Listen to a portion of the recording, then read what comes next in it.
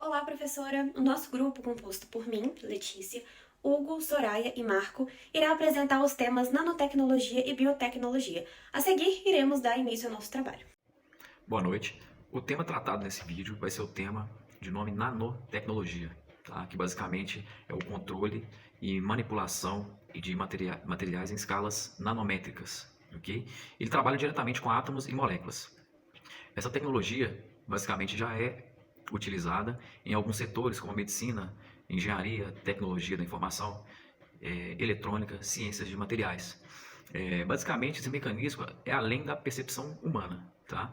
Ele serve também na possibilidade de manipular átomos e moléculas e, basicamente, hoje ele é utilizado na fabricação de semicondutores, de circuitos integrados, de chips, de computadores e na questão da biologia integrada com tecnologia eletrônica e mecânica, é sem dúvida um dos maiores mercados. Ei, gente, tudo bem? Meu nome é Soraya, eu sou estudante de Direito da Faculdade Arnaldo e vou continuar aqui um assunto muito interessante que a Letícia já definiu, que é a nanotecnologia. Só que agora eu vou falar um pouco de quais empresas e como que é empregada essa tecnologia. O foco aqui é explorar a indústria farmacêutica. Mais à frente vocês vão entender por quê, tá? Já pensando na agenda 2030. As grandes multinacionais do ramo farmacêutico e de cosméticos, tipo a Pfizer, a Novartis, a GSK, a L'Oréal, eles empregam muito a nanotecnologia. E onde que a gente pode encontrar isso no nosso dia a dia? Onde que fica essa tecnologia? Como que ela é usada? Bom, cosméticos, cremes que hidratam muito mais e, olha, nossos inseparáveis telefones. Bem, nas pesquisas que eu realizei, eu fiz umas descobertas muito interessantes. Uma delas foi com relação à Embrapa, que é a empresa brasileira de pesquisa agropecuária. É totalmente voltada ao agronegócio, produção agropecuária. Gente, a Embrapa fez uma parceria com o Instituto de Tecnologia e eles desenvolveram uma língua eletrônica. É algo assim muito, muito bacana. É uma língua mais sensível que a língua humana, porque ela é capaz de detectar um sabor a mais. E ela está sendo utilizada na produção de leite, vinhos, bebidas, para poder avaliar aí o paladar dessas bebidas, inclusive o café. Outro ponto com relação às pesquisas que a Embrapa está desenvolvendo tem a ver com os nanosensores. Porque eles podem ser aplicados no controle da qualidade, da certificação e rastreabilidade de alimentos, no desenvolvimento de novos usos para produtos agrícolas, para classificação e desenvolvimento de novos materiais, de novas embalagens, com propriedades muito específicas, finos, plástico finos, tudo para a fabricação de embalagens inteligentes, o que pode ajudar muito na preservação ambiental. Essas pesquisas que eu mencionei, elas também têm o apoio do Ministério da Ciência e Tecnologia e Inovação, que está trabalhando junto com a Embrapa. Eles criaram, em conjunto, a criação do Laboratório Nacional de Nanotecnologia para o Agronegócio. E é nesse laboratório que são divididas as principais técnicas de nanotecnologia no Brasil, principalmente com relação à indústria farmacêutica e agropecuária. Sobre os impactos jurídicos que a nanotecnologia pode provocar, para pensar sobre esse assunto, eu tive que pensar também nos pontos negativos dessa tecnologia, estudar um pouquinho mais. Eu li muito sobre a questão de interação das moléculas no campo aquoso ali e como que é desenvolvido. E o que eu percebi diante de tudo que eu li? Que não se tem muita noção do impacto que essa nova tecnologia pode provocar. Eu li muitas coisas sobre a questão do impacto e o risco ao meio ambiente. Tá? Se você, através de uma nanotecnologia, modifica a qualidade do solo, do entorno, tem ali as águas, que a nanotecnologia pode ser utilizada também para poder purificar a água, né? Então, esse solo modificado com essa água modificada, modificaria todo o bioma ali existente. No caso, vamos pensar nos peixes. Os peixes seriam modificados também como consequência da utilização da nanotecnologia no solo e na água.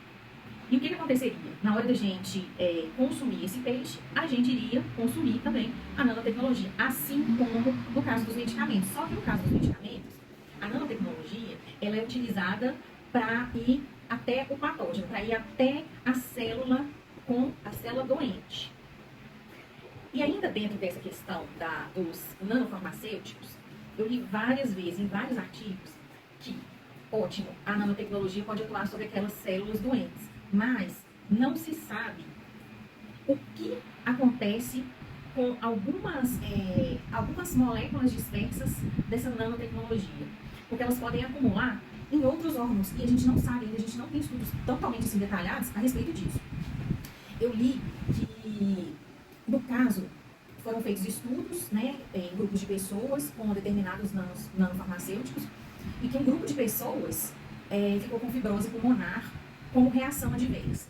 Então, o que acontece? A tecnologia aí não cumpriu a sua função, porque o bacana, o barato da tecnologia associada aos produtos farmacêuticos é justamente atingir apenas as células doentes e modificar, né, o campo ali existente. E não deixar partículas no nosso organismo para que sejam depositadas em outros órgãos, provocando novas doenças. Apontei esses pontos negativos, esses pontos que deixam a gente levantando questões. E, diante disso, com relação ao impacto jurídico, o que a gente pode pensar? O direito, ele não possui lacunas. Então, a gente pode aplicar subsidiariamente, enquanto não existe, nem a Anvisa tem uma regulamentação para nanomedicamentos. Então, assim, é muito superficial ainda o nível que nós temos de pesquisa, de aplicação, até para saber do impacto na saúde dos seres humanos, do meio ambiente e dos animais. Então, como proceder no campo jurídico? Eu acho que a resposta já está no âmbito criminal, na responsabilidade criminal, porque essa tecnologia, quando você pensa que tem uma pessoa por trás dela, ela pode estar desenvolvendo ali até uma doença, ao invés de criar um fármaco que vai resolver determinadas doenças, né? A gente pode aplicar, então, o Código Penal e uma coisa muito importante no ramo aqui da responsabilidade civil, que hoje, assim, a gente tem condições de aplicar. Com relação a e até no artigo 5º da Constituição também, né, dos direitos e garantias fundamentais.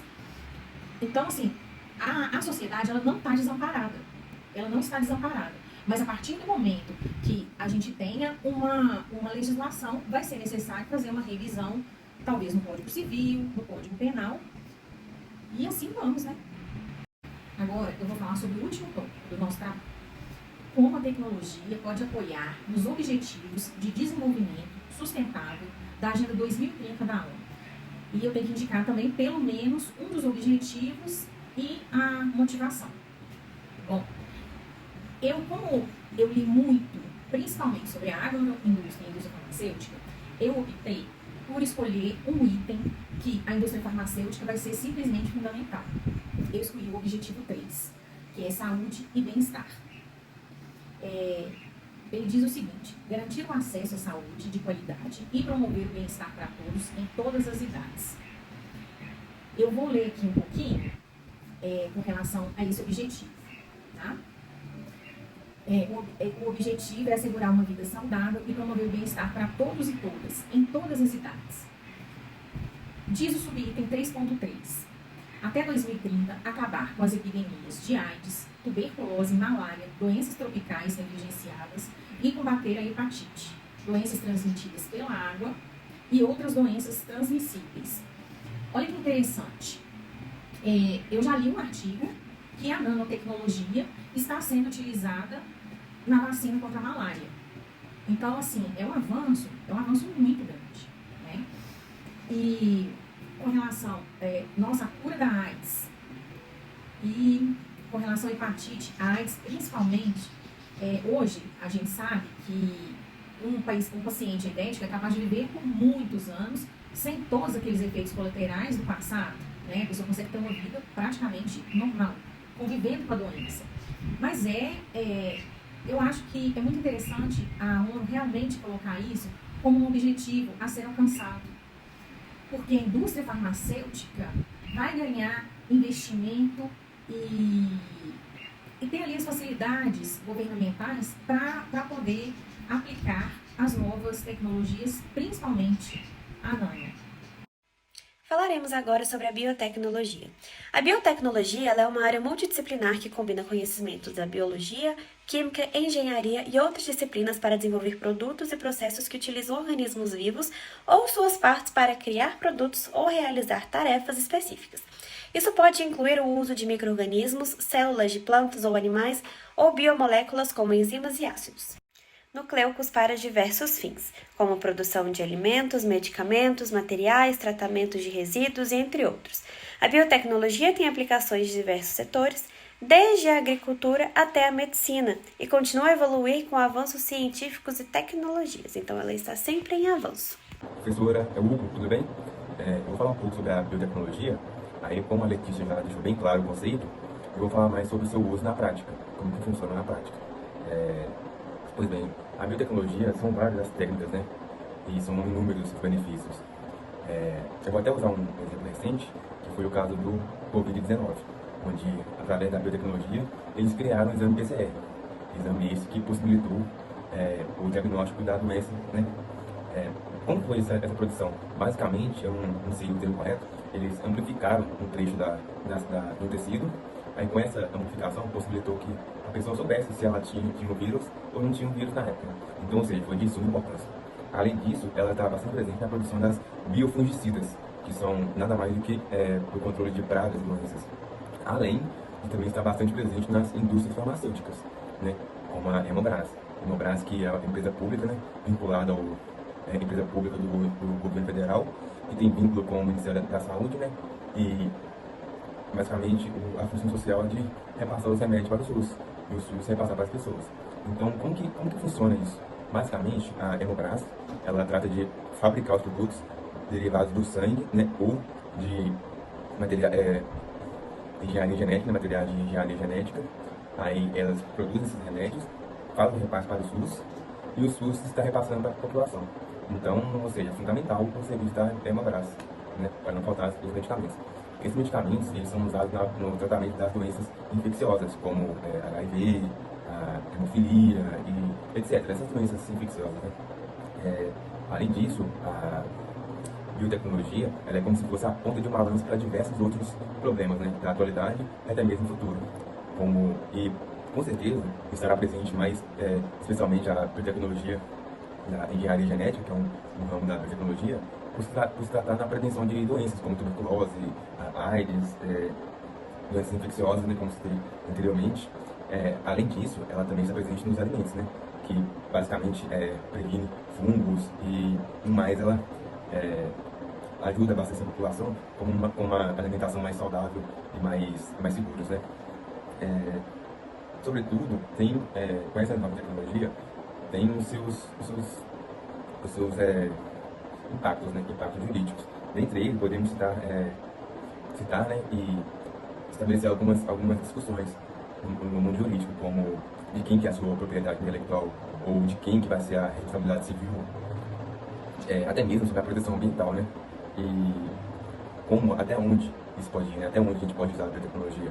Então, são perguntas que podem vir ao mundo jurídico, né, algumas já até estão, mas pode gerar uma certa discussão no mundo jurídico. Então, basicamente, a biotecnologia ela veio para ajudar. E o direito, o jurídico, precisa acompanhar para que seja benéfico para todos, né?